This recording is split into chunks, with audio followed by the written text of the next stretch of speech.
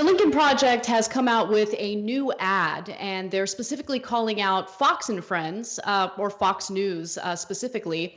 They've titled it Fox and Fiends because of the misinformation that they've put out there in regard to coronavirus in an effort to support Donald Trump and basically follow his lead on misinforming the public. Let's take a look.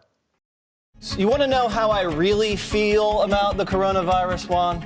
If I get it, I'll beat it. I want to tell you the truth about the coronavirus. This is their next attempt to get Trump. This is yet another attempt to impeach the president. The fatality rate's just 1%. So who cares if it's 10 times more lethal than the flu? The national left-wing media playing up fears of the coronavirus. We're shutting down our country because of the cold virus. Coronavirus fear-mongering by the deep state. The flu is showing much more of an impact on Americans than coronavirus. At worst case scenario, it could be the flu. All the talk about coronavirus being so much more deadly doesn't reflect reality. The coronavirus is the common cold. I feel like the more I learn about this, the less there is to worry about. I was about to say the same thing. A lot of people will have this, and it's very mild. Children are not really affected. They'll get better very rapidly. They don't even see a doctor. They don't even call a doctor. But I am far more concerned with stepping on a used heroin needle than I am getting the coronavirus. We can't err on the side of caution anymore. That's the strategy of losers. It's called the power of positive thinking. It's a great time to just go to a local restaurant. Yeah, it's actually the safest time to fly. This is the best country in the world to get coronavirus. But maybe that's just me. You think we're bad for America? You think I'm bad for America? Yeah. So the Lincoln Project, I'm sure most of you already know, but just in case, is founded by Republicans who do not like Donald Trump. And one of the co-founders, Jennifer Horn, said the following: the network, meaning Fox, consistently reports lies and unverified information as fact. Their coverage of the coronavirus pandemic has revealed just how low they're willing to go to remain in Trump's good graces. By repeating the ignorant statements made by Trump and parroting his dangerously incorrect ramblings about the deadly virus, they have placed their audience at grave risk. So the reason why their ads are so hard-hitting and that they know how to fight is because they're Republicans. Yeah. So Democrats play patty cakes, and their ads are like, I wish Donald Trump was slightly nicer, right? Meanwhile, these Republicans break his jaw in every single ad, and they're doing it now to Fox and Friends and Fox News overall. Look at all those statements. This is the safest time to fly, Ainsley Earhardt said. Are you kidding me? Again, I don't want to panic you, but it's airborne. It stays in the air for 2 to 3 hours. In a plane, you cannot open a window. They recirculate the air in the plane. If one person is sick, good night, Irene. And she's telling everybody to go take a plane. Devin Nunes, one of the dumbest guys in Congress, if not the dumbest, telling everybody, oh, it's a great time to go out and go to a restaurant. No, it's not. None of this is true. None of the things they said is true. Trump said soon we'd be down to 0 cases. Well, we're number 1. We actually have the most cases in the world.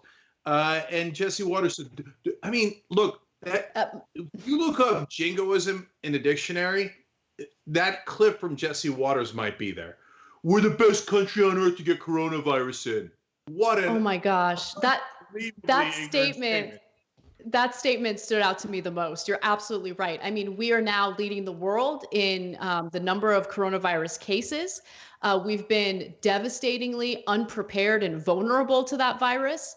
And the fact that he said that is just mind-blowing. But of course he would say something like that.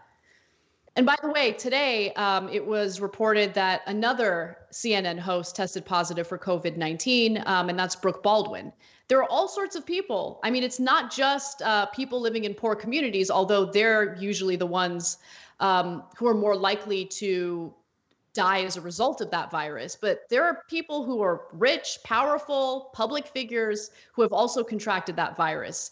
And again, we're so unprepared in dealing with it medically, and we're also unprepared in protecting our medical professionals. Yeah.